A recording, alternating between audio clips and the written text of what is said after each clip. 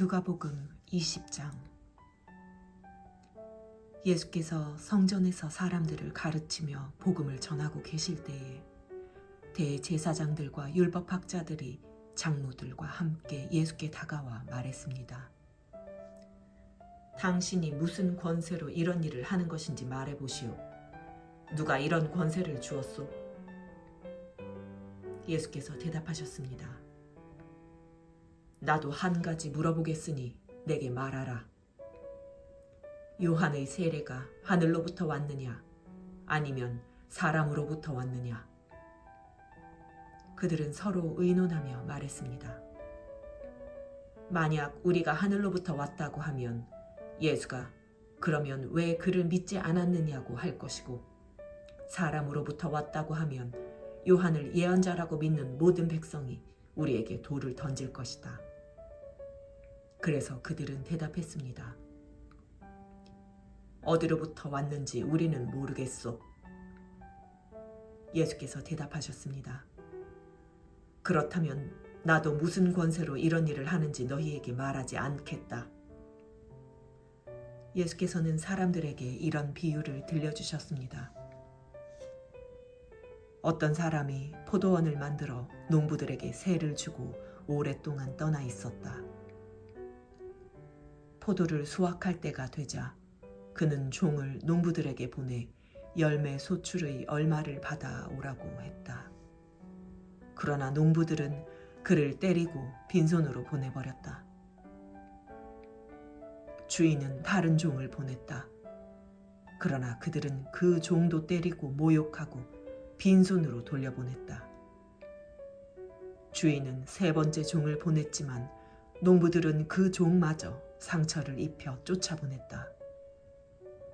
그러자 포도원 주인이 말했다. 이제 어떻게 할까? 사랑하는 내 아들을 보내야겠다. 아마도 내 아들은 존중하겠지. 그러나 농부들은 그를 보자 서로 의논하며 말했다. 이 사람은 상속자니 그를 죽이자. 그러면 그 유산이 우리 것이 될 것이다. 이렇게 해서 그들은 아들을 포도원 밖으로 끌어내 죽였다. 그렇다면 이 포도원 주인은 그들에게 어떻게 하겠느냐? 주인이 와서 그 농부들을 죽이고 포도원을 다른 농부들에게 줄 것이다. 사람들은 이 이야기를 듣고 말했습니다. 이런 일은 절대 없었으면 좋겠습니다. 예수께서는 그들을 똑바로 쳐다보고 말씀하셨습니다. 그렇다면 건축자들이 버린 돌이 모퉁이의 머릿돌이 됐다라고 기록된 말씀이 무슨 뜻이겠느냐? 누구든지 이 돌 위에 떨어지는 사람마다 부서질 것이며 이 돌이 어느 사람 위에 떨어지든지 맞는 사람은 가루가 되고 말 것이다. 율법학자들과 대제사장들은 이 비유가 자기들을 가리켜 하시는 말씀인 것을 알고 당장 예수를 체포할 방도를 모색했습니다. 그러나 그들은 백성들을 두려워했습니다. 기회를 엿보던 그들은 첩자들을 보내어 의로운 사람들인 채 행동하도록 꾸미게 했습니다.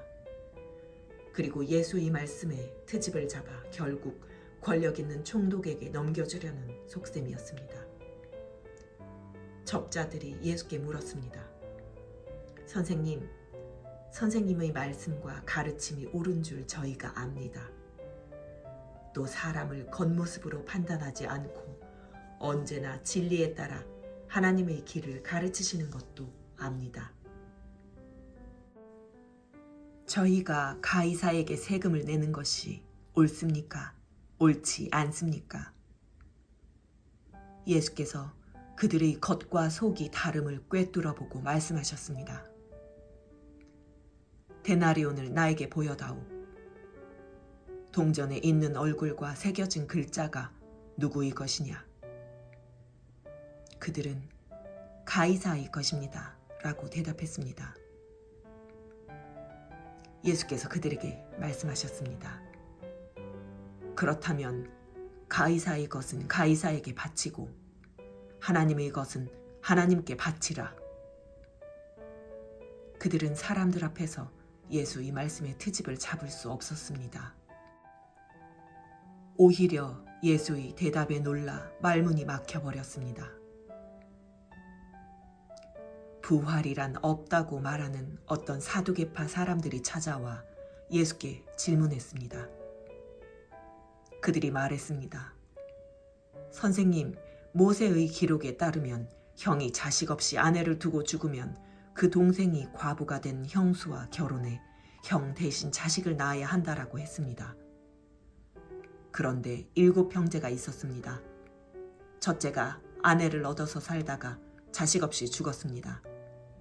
그리고 둘째가 형수를 아내로 얻어 살다가 역시 자식 없이 죽었습니다.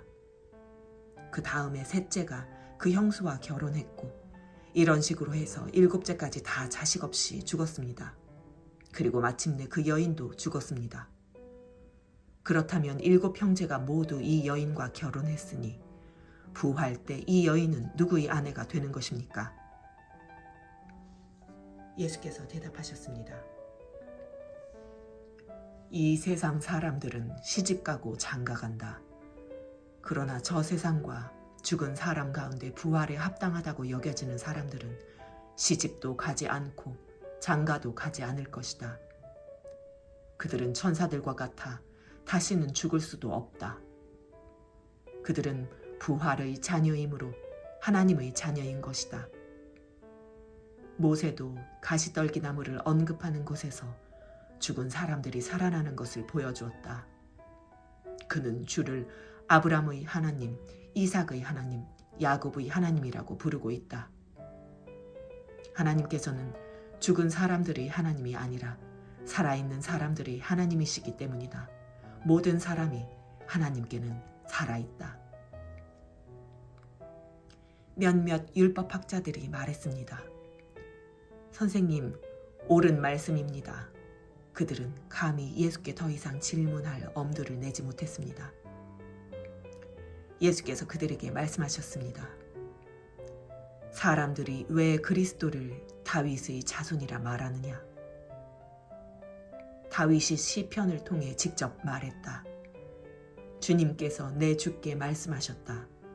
내가 네 원수들을 내 발 아래 굴복시킬 때까지 너는 내 오른편에 앉아 있어라. 다윗이 그리스도를 주라 부르는데 어떻게 그리스도가 다윗의 자손이 되겠느냐? 모든 사람이 듣고 있을 때 예수께서 제자들에게 말씀하셨습니다. 율법학자들을 주의하라. 그들은 긴 옷을 입고 다니기를 좋아한다. 또 시장에서 인사받는 것과 회당과 잔치의 윗자리 차지하기를 좋아한다. 그들은 과부의 가산을 통째로 삼키고 남에게 보이려고 길게 기도한다. 이들이 더 엄한 심판을 받을 것이다.